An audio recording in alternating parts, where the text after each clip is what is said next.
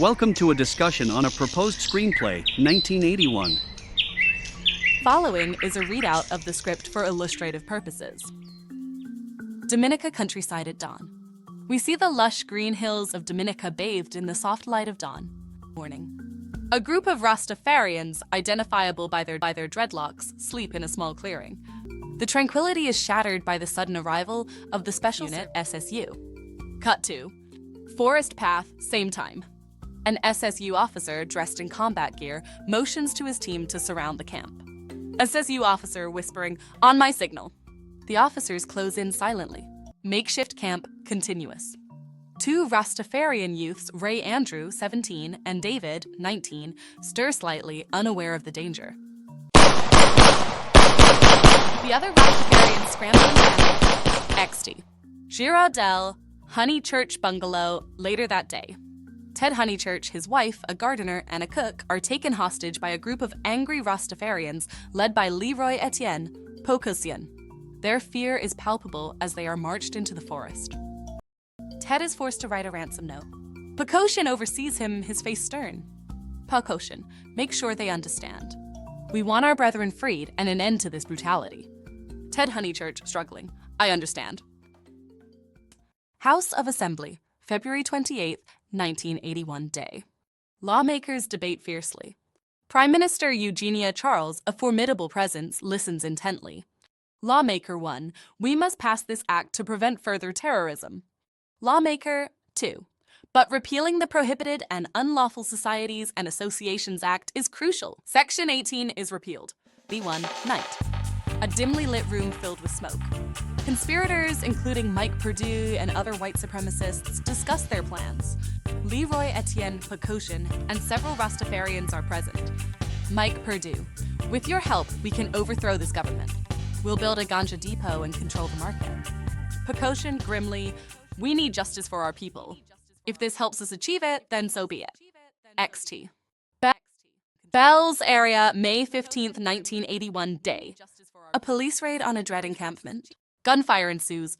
Lansford Esprit, Wensley Esprit, and Curtis Benjamin are killed. Jefferson Jolly is wounded but survives. Interrogation room, June 1981 day. Eric Joseph, battered and weary, confesses under duress. Eric Joseph, stammering, I shot Ted Honeychurch. He tried to escape. XT. Fond Cole, June 1981, night. Officer Patrick Lugai is lured into an ambush and killed. The police retaliate with brutal force, rounding up and assaulting residents. June 13th, 1981, day. The body of John Russell Lindsay is discovered at the base of a cliff. His death remains a mystery, a symbol of unaddressed brutality. July 1981, day. Police raid a Rastafarian camp. A shootout occurs, and several Rastafarians are wounded, including Dominica's most wanted man, Leroy Etienne. XT. Snug Corner, July 18th, 1981, night.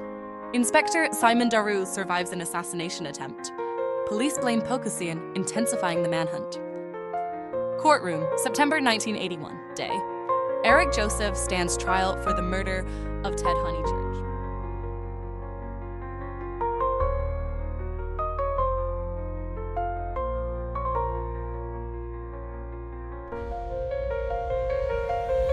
December 1981 night.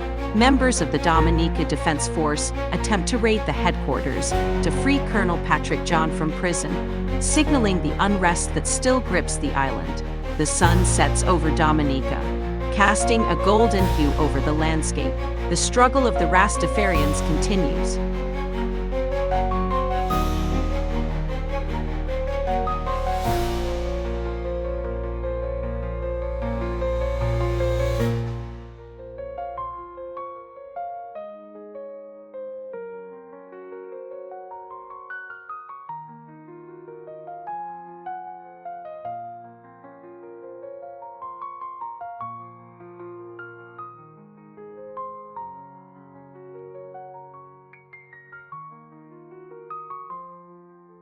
Creating a historically accurate and culturally sensitive screenplay requires diligence and respect for the source material.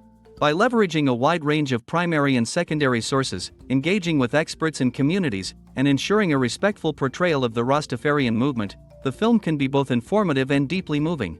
The goal is to honor the history and experiences of those involved while creating a compelling narrative for a global audience.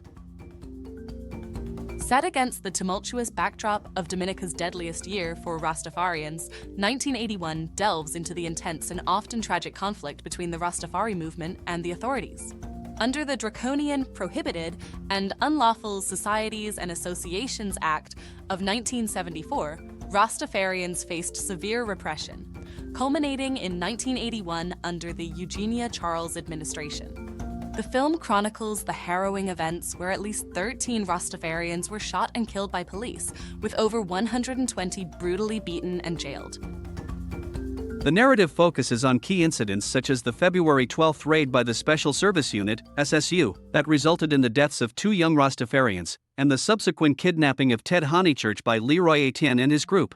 As political tensions escalate, whispers of a coup plot involving a motley crew of North American mercenaries and armed Rastafarians threaten the stability of the nation.